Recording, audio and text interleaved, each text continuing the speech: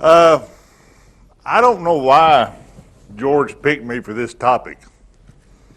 Uh, I kind of figure he probably assigned everybody else their topic, and he had me and this topic left over. And said, "Here you are." I don't think he's heard this story. About 20 years ago, my work bought their first GPS unit, and it was for it wasn't a high dollar one like they have now, or several of them now. It was what we call a mapping unit, and we'd do our manholes and water valves and light poles and things like that, and property and stuff and what have you. And 2003, they wanted us to do the water line from the lake down to the water plant. So the guy come out from engineering, and we went and worked a couple of days. I got to this guy's property, and he had told me it was okay if I put our lock on there and everything. Well, our lock was gone. And I'd known this man all my life and his family, and he'd known us and everything. We wasn't close friends, but we knew each other. So I cut the chain and put our lock in and went on about our business. Well, back then we didn't have cell phones at work. I had a personal one, but they hollered at me on the rail. We happened to be in the truck moving to the next spot. Bruce, there's a man with a badge out the gate wanting to talk to you. I said, well, okay, I'll go out there and talk to him. Well, on the way back out, a friend of mine that was a game warden called and said, are you in trouble? Well, I don't know yet. I'm going to talk to a deputy. He said, well, if you need any help or anything, let me know. He said, I heard them, talking about you on the scanner. So I got out there, and I had a landowner that was livid, and because I'd cut the chain, and he was upset, and he was going to keep us off his property and everything, and I let him go for a little while, and the deputy didn't say a whole lot. And we talked for a little while and everything. I said, well, Dan, we have a right of way. And I said, I've tried to, I've worked with you in the past. And I said, I want to work with you in the future. I said, I'll make a deal with you. I said, every time I need to come onto your property, I will call you. And I said, every time we get done, I'll call you and tell you we're done and off your property. And I said, if you don't mind, instead of putting our lock on there that everybody's got a key to protect you, because I understand your property rights and your concerns and everything, would you give me one of your keys? And he said, sure, I'll do that. And so he had a key made for me and sent to me and everything. Well, me and the co-worker got back in the truck and going back to work, and he said, I can't believe it. He said, he was ready to put you in jail. And he said, I know him and I know his family and everything. He would have probably done it. He said, but you sat there and calmed him down and talked to him a little bit. You come out with a better deal than what you had. He said, I can't believe. Well, I said, sometimes you just have to let people go and you have to let them rant and you have to understand their position, because what had happened was the winter before, somebody was in there mudding and got the truck stuck, so they thought they'd borrow his tractor. Unknown to them that he had the oil drained out of it because he was fixing to tear it down and work on it. So they took the tractor and run it. And he was still, pretty upset about that, and he was, willing to take that out on whoever he could at any time. And that day it was my turn.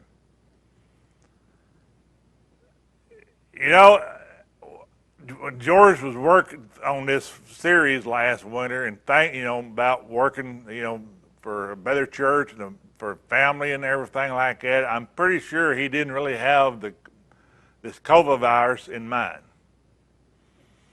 But if anything has tried our anger and our upset us and shorten our fuses, it's been this virus. Even the most patient of people having to stay home, having to stay out of your routine, or if you're like me and some others, having to work and it being more difficult working sometimes because of the things you're having to deal with and do extra while still trying to do your job, it can get pretty frustrating sometimes, and you can get pretty ill at times. And that fuse can get pretty short sometimes. But we as Christians, we have an obligation to set an example and to live accordingly, to be a patient people and an easygoing people. But that's not always easy. The day I started out, that story I was telling about, if I'd been having a bad day and things hadn't went well for me that day and then that had happened, it might could have turned out a lot different. I can't have a short fuse. I come from a long line of short fuses. And, you know, you work on it, you practice it, you try to deal with it. But, you know, we're only human. For some people, it's a greater weakness than it is for others. Some people are, you know, just calm and easy going. Nothing riles them, nothing upsets them, nothing bothers them. Others, you know, for the most part, most of the time, we can be pretty calm. We can be pretty easy going, but there's some things every once in a while that just, you know, can get to us and can upset us. And sometimes it's some of the most minor, ridiculous things that we let get to us. How many people in here has ever milked a cow by hand?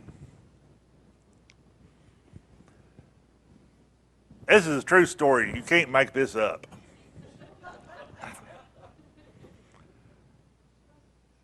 This man had this cow for a long time. He'd milked her morning and night. One morning his wife heard him coming to the house and he was mad and he was hollering and everything. And she thought, well, either the cow kicked the bucket over, and if you've ever milked a cow by hand, you know, a cow don't kick a bucket over when you got a quarter of milk in it. They know to kick it over right before you're done, and you lose the whole bucket. Or that, or he'd been hit in the head with a tail about 15 times in a minute. You've ever been hit by a cow's tail while you're milking, you know what I'm talking about. Maybe the cow didn't come up that morning. Maybe she wouldn't go in the lot that morning. Maybe she wouldn't go in the bar. Who knows what had happened different that morning and everything, but he was fuming. Well, he come in, and the wife said he had the full bucket of milk, so she hadn't kicked it over. She said, what's wrong? He said, oh, it's that cow. And he wasn't using any cuss words or anything. It's that cow. I can't stand her. She said, well, what's happened? What's all of a sudden? He said, her tits are too short. Now, I'm pretty sure they didn't get short overnight. You know, I'm pretty sure they were short the night before, if the case was. And every time he's milked her before, but for some reason that morning was different. He either didn't sleep good or something happened, or maybe she was cantankerous throughout the morning and he was mad at her anyway, one of the things I mentioned she may have done. But he was fuming mad because of that. And I'm sure we've all at one time looked back and thought to ourselves, well, that wasn't really worth getting that upset over about. That was just something minor. That was it wasn't worth it. Abraham Lincoln one time had a general that lost a battle, made a mistake, made a bad decision, and lost a lot of men. Abraham Lincoln was furious. Of course, he couldn't send off an email real fast, and he couldn't text them. He done the only thing he could do back in and write a letter. And he wrote that letter. But Lincoln always practiced something when he wrote a letter, especially one like this where he was rebuking somebody. He'd take that letter and write it, and then he'd fold it up. And he'd put it in a drawer for 2 days. And then he would take it out, and he'd read it again after he'd calmed down, after he had settled down some and got over the initial upset and anger. And he'd read that letter again, and he'd think, well, that's pretty harsh about that. And I'm probably saying some things I shouldn't have. And he didn't purposely make the wrong decision and lead these men wrong and purposely lose all these men's lives. That'd be the last thing he'd want to do. And so he would turn around and write a completely new letter. One helping the general deal with what he'd done. And the stress of battle and trying to make the right decision and not knowing what that decision is and what that decision will hold until the battle's over with, until you're in the battle. And then maybe it's too late to make a change or do something different. And I've been lots of times in my lives, I'm sure in yours, you probably have looked back 2 days later, you lost sleep over something that night, and maybe the next night, and in a couple of days you realize, it really wasn't that big a deal. It really wasn't worth it. If you would, turn your Bibles over to James chapter 1.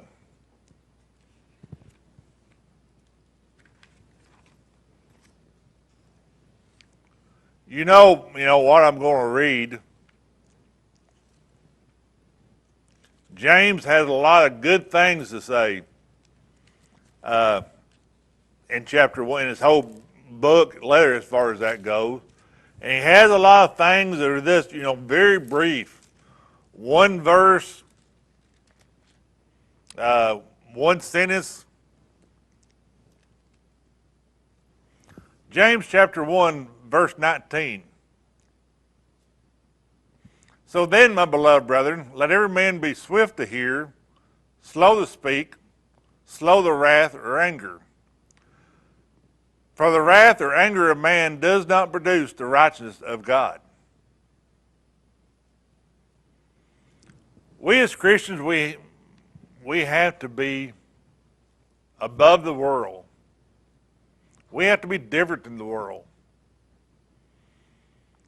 While the world can react however they want to, while a non-Christian, a person without God, can react however they want to, even though it may not be good, even though it may not be, it's not ever the best usually.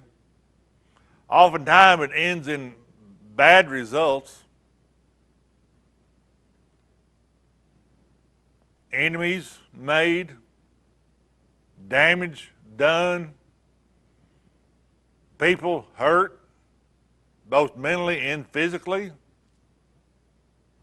People even being killed because of anger, because of impulse, because of not stopping and taking time. Sometimes you just have to walk away. Sometimes you just have to sit there and maybe take it. Sometimes you may have to just let it go in one ear and out the other. I tell people all the time, that's why God gave us 2 ears, to let it go in one and out the other sometimes. Because we've all seen the damage that's done at work, friendships, churches, families, because somebody reacted quickly, suddenly, impulsively,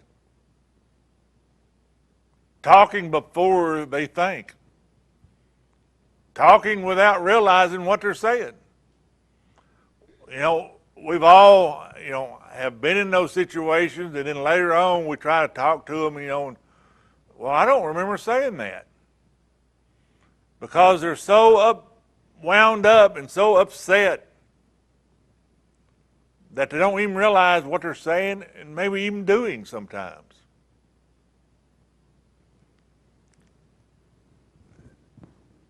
James says, because the wrath of man does not produce the righteousness of God. We as Christians, we're to bear fruit. We're to produce many things. Good works, good fruits, righteousness. We're to be the examples. But as Christians, we have to be willing to just let it go. Ignore it. Let it pass. Let it go in one ear and out the other.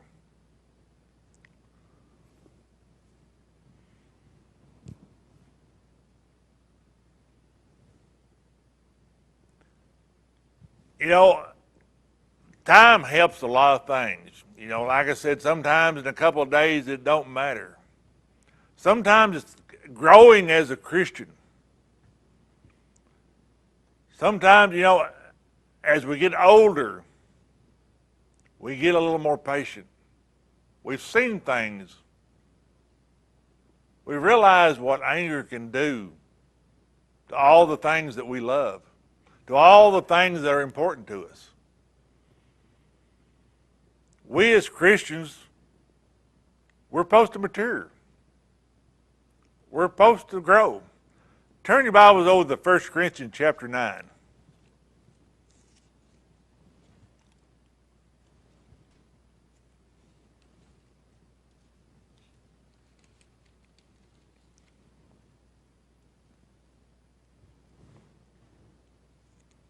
1 Corinthians chapter 9, verses 24 through 27. 1 Corinthians 9, 24 through 29.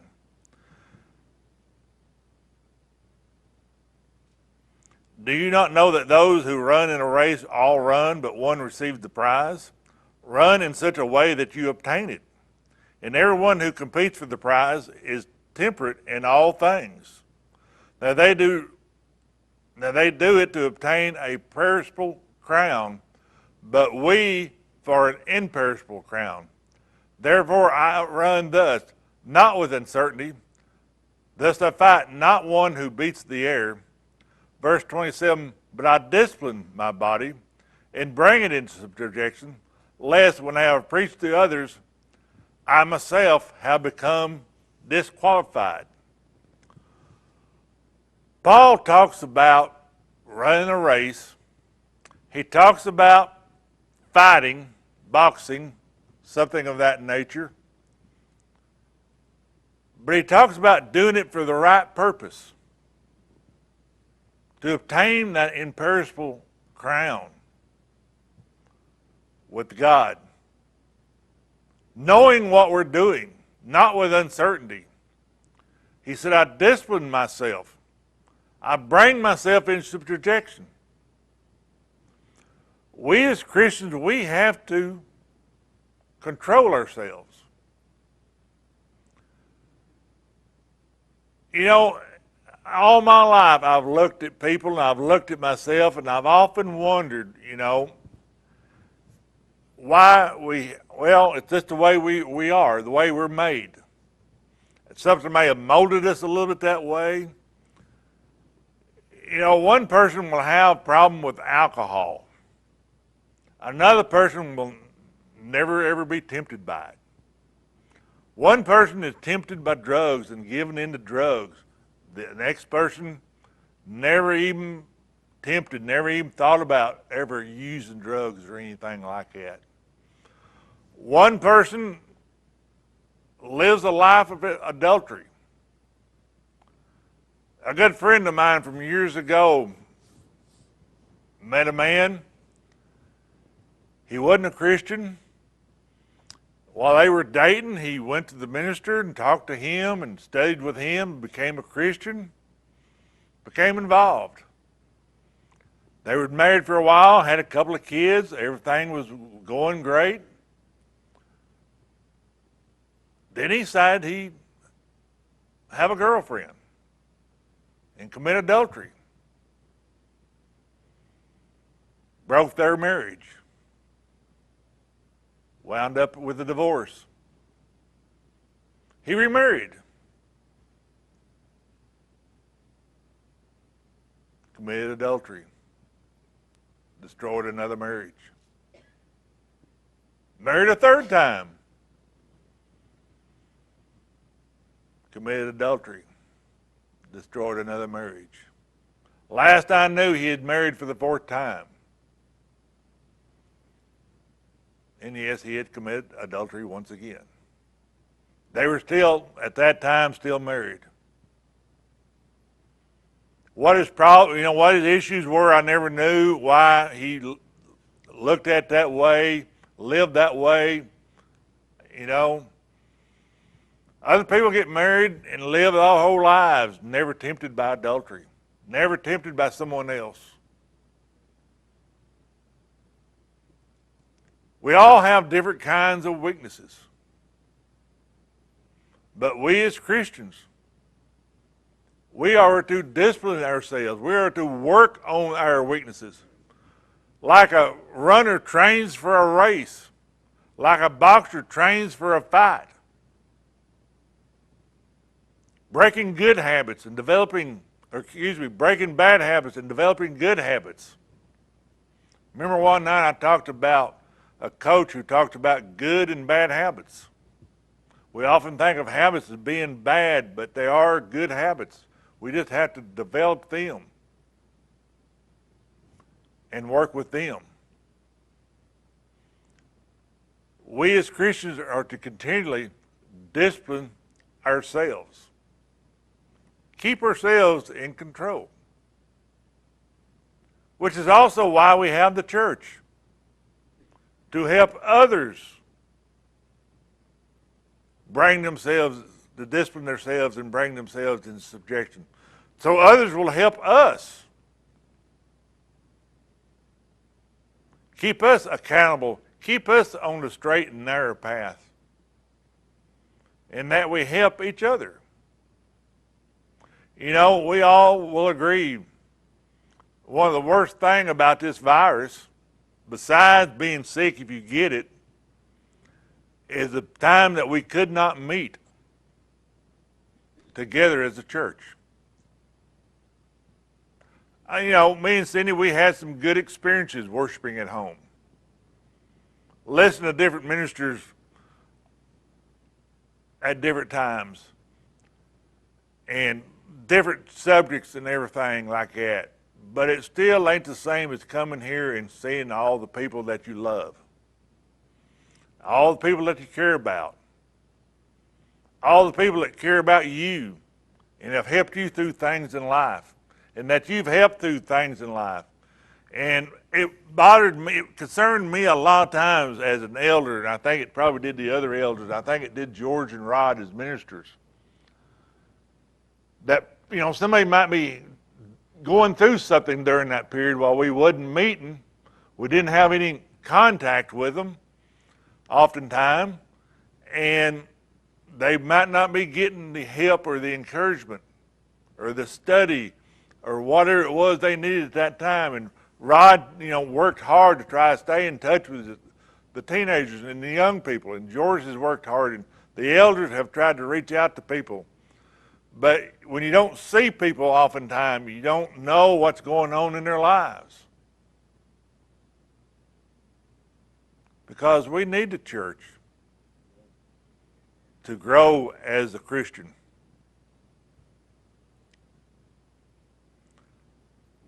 But like I said, we can change. Turn over to Romans chapter 12, verses 1 and 2.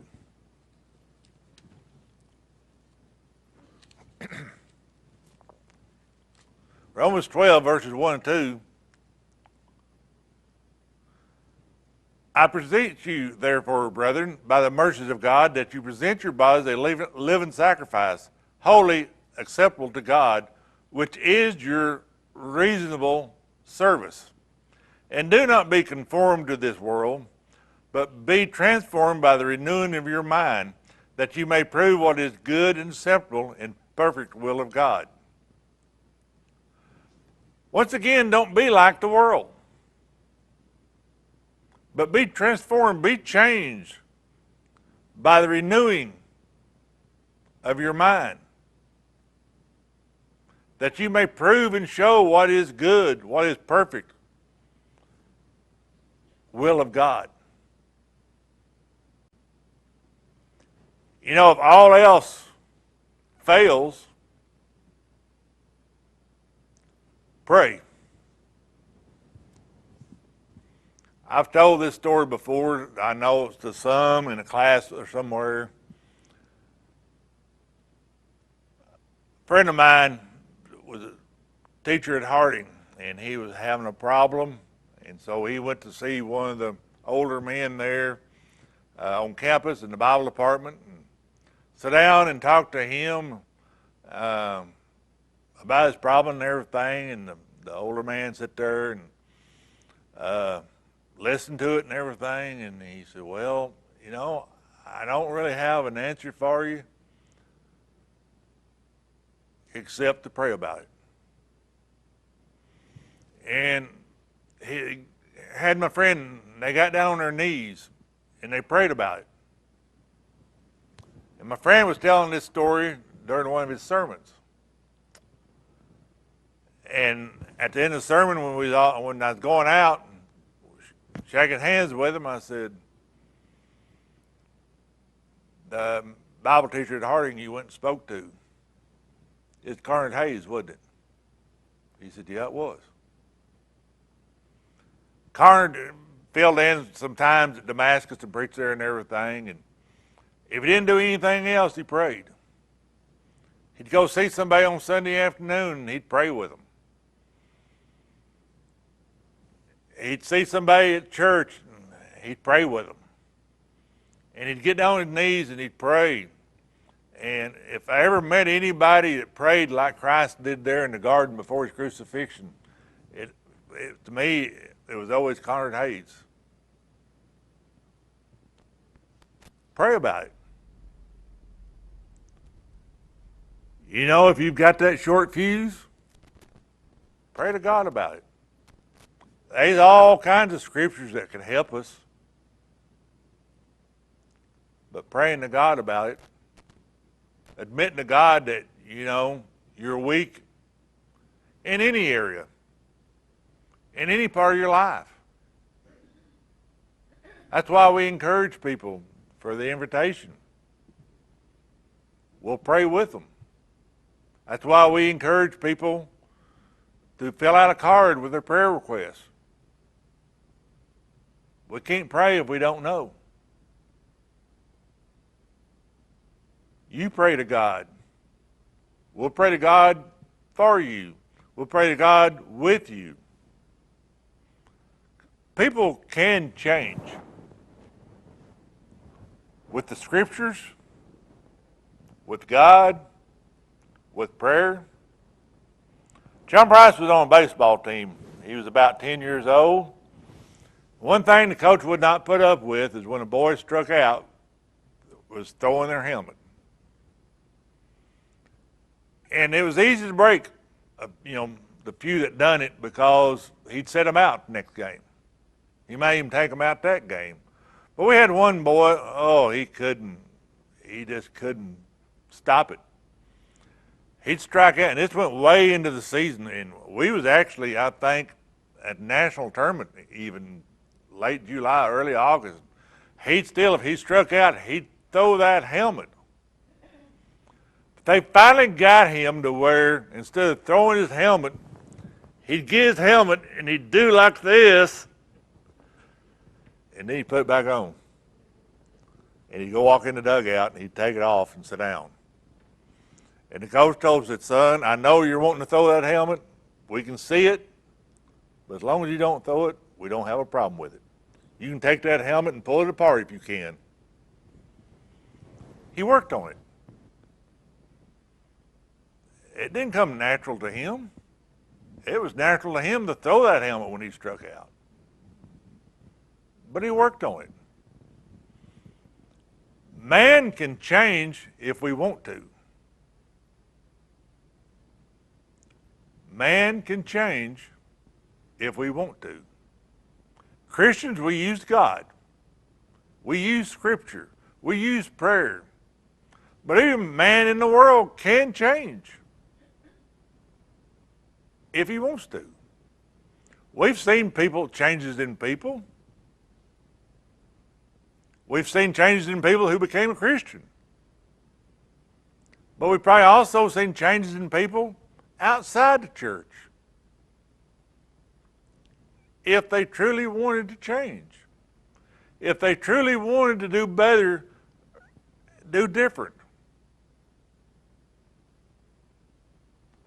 It's all a matter of whether or not we want to.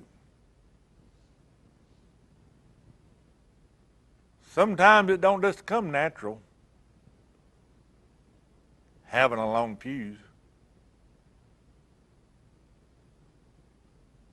We've seen the damage done by anger.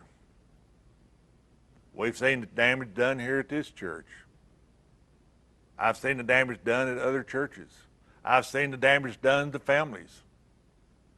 I've seen the damage done at work. I've seen damage done in communities.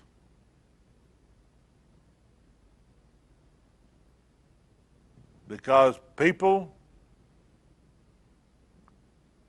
didn't want to maintain a long fuse. You know, we talk a lot about short fuse. Oh, he's got a short fuse. You better watch him. You better watch her. She's got a short fuse, boy. She'll go just like that. We talk a lot about that. We don't really, George's topic that he picked for the night, we don't really think about that. Growing that fuse. You know, we've all kids and firecrackers, and we know what a short fuse will do to you. We know what happens when the fuse is a little too short. When it goes off before we're ready. I've always thought about, in the movies, no matter how short or how long that fuse is, they always get there about a quarter of an inch before it goes off, pulls it out. Well, maybe we need to find longer fuses through God, through His Word, through prayer to Him. Maybe you're here tonight and you realize your life is not right with God. It may be anger, it may be having a short fuse, it may be letting things get to you and you've not dealt with it as like a Christian should, like I tried to look at tonight. Not being the example that we as a Christian should be. Not living for righteousness. Not living different than the world. But living like the world. Maybe not you're ready to put Christ on in baptism. You're ready to change. You're ready to give all those things of the world that you struggle with, that you have submitted to.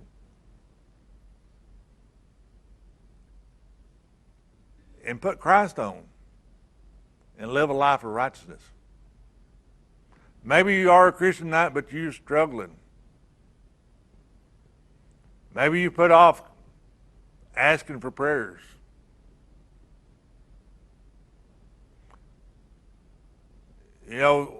Sometimes the reason why we have a short fuse is because we've allowed the dynamite to get bigger. Things left undone, things left out of control, things not dealt with sometimes, they just get worse. They just get bigger. And when they finally do go off, it does more damage. And it destroys more. And it destroys your life. And the lives around you, whether it be the church, whether it be your family, whether it be your work.